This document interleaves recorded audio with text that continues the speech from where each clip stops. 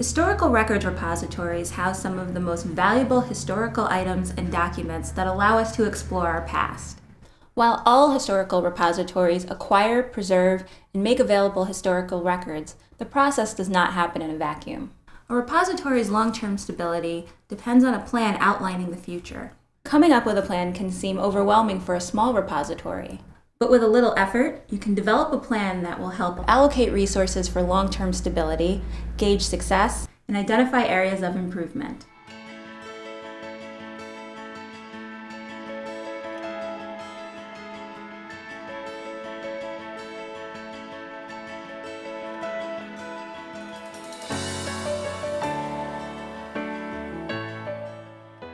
We're here with Ann Ackerson, Executive Director of the Council of State Archivists, and Joy Houle, Executive Director of the Saratoga County Historical Society. They're here to discuss their experience developing a plan for the Historical Society, and how that plan improved their ability to make the rich history and community memory of the area accessible to residents of Saratoga County and beyond. Hi, Joy. Hi, Ann. Hi. Hello. Joy, can you tell us why the repository undertook the planning and revision process? Sure. Well, when I joined this organization a little over 10 years ago, we were just finishing up a strategic plan that we wanted to revise. And so we contracted with Ann Ackerson to help us through that process. And then we have made it a recurring process every 5 or so years since then. And can you tell us what the stages were in the process? The first step in the process that I encourage organizations like Joy's to do is to really think about their community and think about what's going on externally around the four walls of the institution, because what's happening on the outside is affecting what's happening on the inside.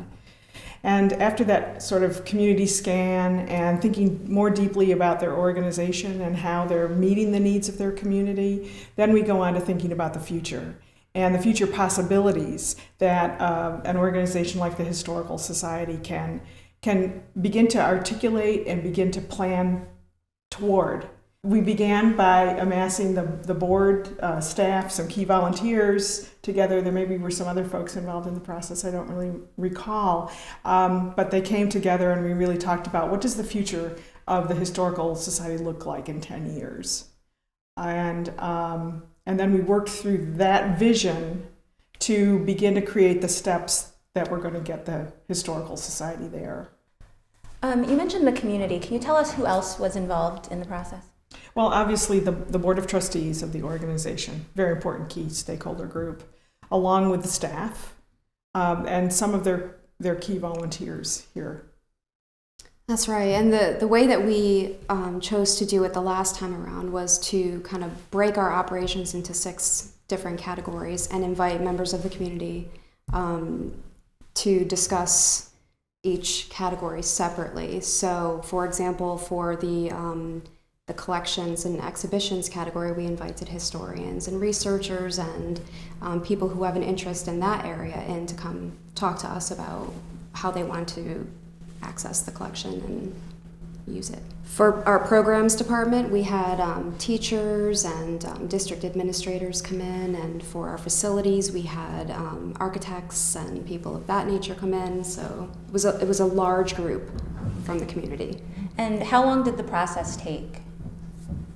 Oh, it must have been about 6 months. Yeah, it was lengthy. The information gathering is the longest part. Once you have all the information, having the board get together and kind of target the areas that are going to make it onto the paper plan, that's a much shorter process. And I think it's really important to cast a wide net at the beginning of the process and do that sort of research externally and internally. That gives an organization the context in which to begin to make decisions about what directions they're going to take with their programming, their collections care, facilities, all that sort of thing. Why would an organization make a strategic plan? An organization needs to make a plan because they never have enough resources. And when I'm talking about resources, I'm not just talking about money, although that's probably what comes first to most people's minds, but also human resources, and even time is a resource. So organizations, no matter their size, are struggling and maintaining those resources and to try and make the best use of them, you really have to think strategically about what directions you want to take an organization in that are going to make the best use of the resources in providing the services that need to be given to the public. Pretty much all of the organizations like Joy's are nonprofits and have a strong educational mission. And the bottom line is about access to collections and public access to the collections, that is, and really making an impact, a positive impact on their communities. I just can't imagine running an organization without a plan.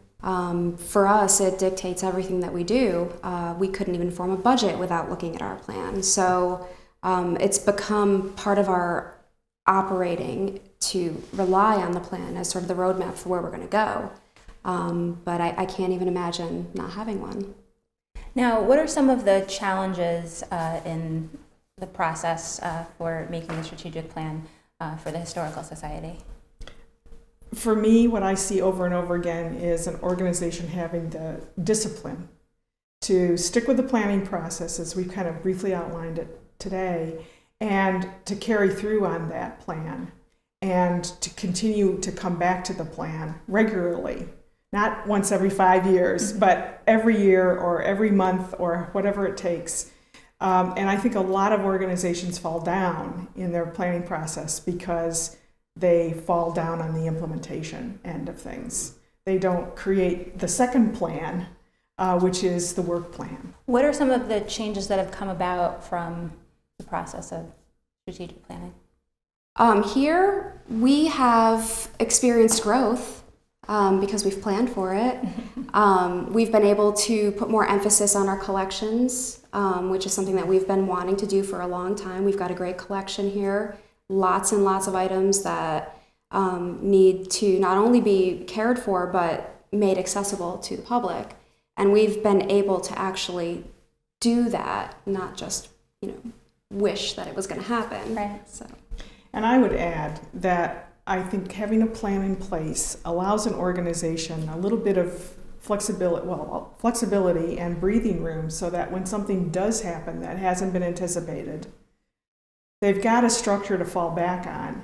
What has changed as a result of the process? Well, having the plan in place has allowed us to become a more focused organization.